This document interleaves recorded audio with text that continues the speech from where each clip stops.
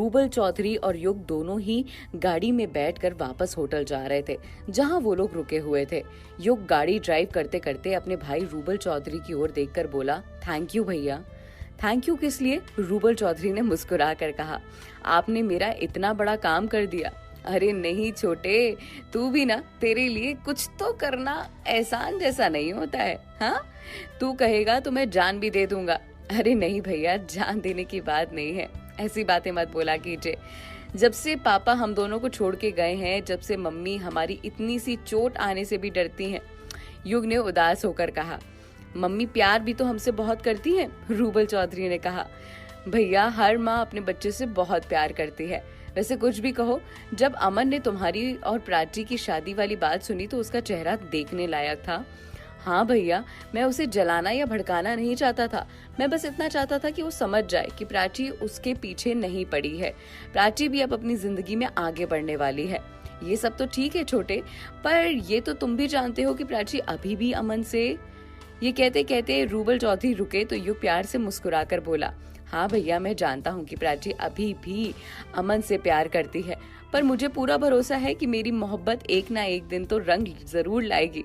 आज नहीं तो कल प्राची को एहसास जरूर होगा कि मैं उससे बहुत प्यार करता हूँ और मेरी मोहब्बत सच्ची है, तो वो जरूर मेरे पास आएगी। ठीक है छोटे, मान ली तेरी बात। ये कहकर रूबल चौधरी मुस्कुराने लगे।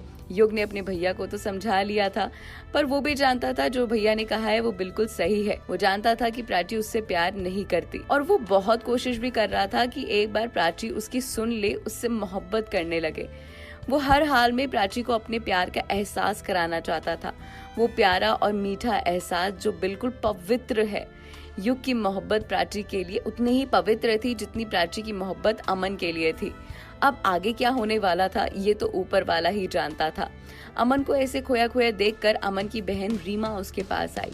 रीमा को देखकर अमन ने अपना ध्यान हटाया और उसकी ओर देखकर बोला, अरे वाह, क्या बात है, आज तुझे अपने भैया की कैसे याद आ गई? वैसे तो दिन भर घर घर में घूमती रहती है, पर अपने भैया के पास भटकते हुए नहीं आती। भैया, आप भी क्या फालतू की चीजों में लगे रहते हो? ऐसा कुछ भी नहीं है, मैं आपसे बहुत प्यार करती हूँ, जितना कोई एक बहन करती है। रीमा ने बच्चों जैसा मुंह बनाकर कहा। हाँ ठीक है, ये बता क्या चाहिए तुझे?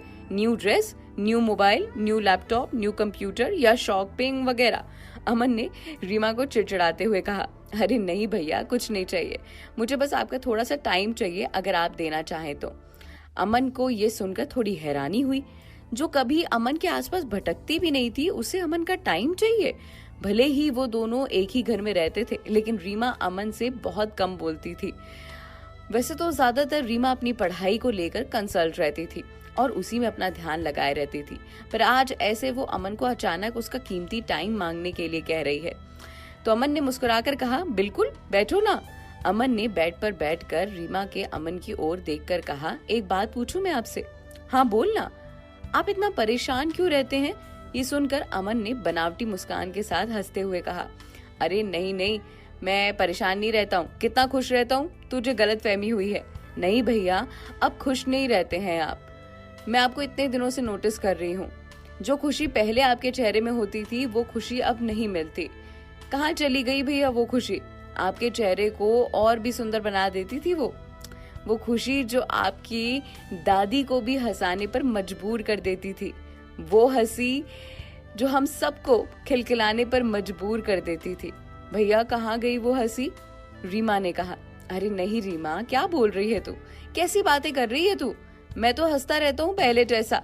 अमन ने मुस्कुरा कर बोला। भैया, पहले वाली हंसी में जो प्यार था ना, वो अब इस हंसी में नहीं है, ये झूठी हंसी है। मुझे तो ऐसा ही लगता है, मुझे आपकी हर मुस्कान में दर्द नजर आता है। क्या बात है भैया, प्लीज बताओ ना। अब रीमा जो अपने भाई से इतनी बातचीत कर रही है, क्या अमन उसे कुछ बताएगा? क्या आगे कुछ पता चलेगा? और उधर आयशा की हालत क्या होगी? ये सारी बातें आपको पता चलेंगी अगले एपिसोड।